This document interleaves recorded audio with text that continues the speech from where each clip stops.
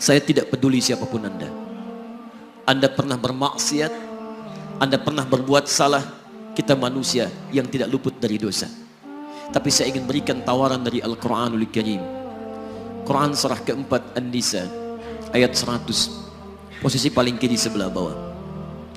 Pernah ada orang berbuat maksiat yang tak terlukiskan. Ada seorang yang pernah bunuh orang. Bunuhnya bukan 1, 2, 100 orang. Tak terlukiskan bilangannya. Kriminalitas tidak perlu diukur karena Anda akan lelah menghitungnya. Ketika Allah berkenan memberikan hidayah kepadanya, Masya Allah. Dan hidayah selalu terbuka pada siapapun sepanjang ia mau mengambilnya sebelum nyawa sampai di kerongkongannya. Tiba-tiba datang ia pada seorang alim dan berkata, saya ingin berubah. Alim ini kemudian menyampaikan pada orang dimaksud, Anda bukan berarti tidak bisa menjadi orang baik.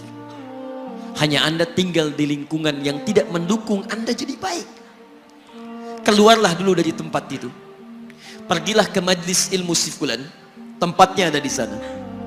Datang ke sana, belajarlah, dan Allah akan bimbing Anda berubah dari keburukan menjadi orang yang terbaik. Didengarlah nasihat alim ini. Berangkatlah orang dimaksud, menempuh perjalanannya. Tiba-tiba Masya Allah, belum sampai ke tujuan, di pertengahan jalan, konon disebutkan lebih sejengkal, tiba-tiba maut datang menjemputnya. Thumma yudrikul maut. Apa yang terjadi? Langkahnya dihitung sebagai ibadah. Dalam terapnya dia beristighfar, tobat kepada Allah subhanahu wa ta'ala. Taubat yang menghadirkan cinta Allah subhanahu wa ta'ala. Quran surah kedua ayat 222 di ujung ayatnya. Innallaha yuhibbut tawwabin. Allah mencintai orang-orang taubat. Dan cinta Allah menghadirkan ampunan bagi seluruh dosanya. Quran surah ketiga Ali Imran ayat 31, paling kiri sebelah atas. Qul in kuntum tuhibbunallaha fattabi'uni yuhibbukumullah. Allah cintai orang yang mau taat pada Rasulnya. Lihat, ketika Allah mencintai seorang hamba, wa yaghfir lakum dzunubakum, Allah ampuni seluruh dosa-dosanya. Derap langkahnya menghadirkan istighfar, taubatnya menghadirkan cinta Allah menghadirkan seluruh ampunan bagi dosa-dosa yang ia miliki. Maka apa yang terjadi? Di tengah perjalanan maut menjemputnya, thumma yudrikhul maut faqad waqa'a ajruhu 'ala Allah. Dan pahala diberikan kepada orang tadi. Di jalan, maaf, maut datang, taubat diterima, dosa diampuni, dan amalan didapati dengan derap langkahnya. Maka apa yang terjadi? Thumma yudrikhul maut faqad waqa'a ajruhu 'ala Allah. Pahalanya dituliskan oleh Allah, dakhalal jannah, kata Nabi, masuk surga orang ini. Anda bisa bayangkan, pernah bunuh orang 100 orang, mabuk tak terlukiskan, kriminalitas tak perlu dihitung. Ketika dia mau bertobat, datang ke majlis ilmu, Masya Allah, meninggal di tengah jalan, kata Nabi, dakhalal jannah. Bertobat diampuni dosanya, derap langkahnya ada pahalanya, dakhalal jannah. Turun ayat untuk melukiskan tawaran yang sama kepada kita. Wa may yuhajir fi sabilillahi yajid fil ardi muraghaman katsiran was'a. Siapapun yang mau berubah kembali pada ketentuan jalan Allah, kalau dia masih punya batas-batas kehidupan, kami akan berikan kelapangan di sisa hidupnya dan kelimpahan-limpahan kenikmatan selama dia hidup.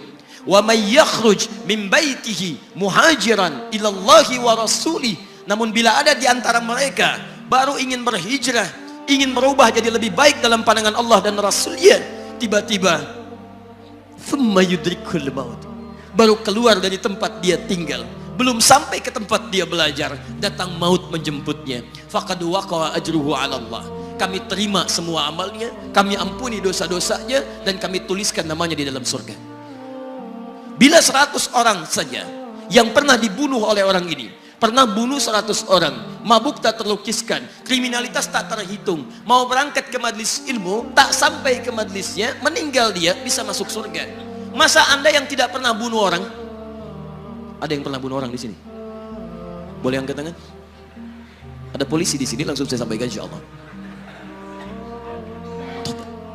Anda gak pernah bunuh orang, Anda tidak pernah mabuk, Anda tidak pernah berbuat kriminalitas seperti orang dulu. Salah, wajar, tapi pintu tobat terbuka untuk kita semua. Masya Allah, Bedanya dengan orang tadi belum sampai ke majelis ilmu. Anda sudah hadir di dalamnya, langsung di rumah Allah, diberikan tempat yang terbaik dan kita akan belajar. Kalau dengan semua ini belum mempermudah Anda ke surga, dengan cara apa lagi Allah mesti mengantarkan Anda ke surga?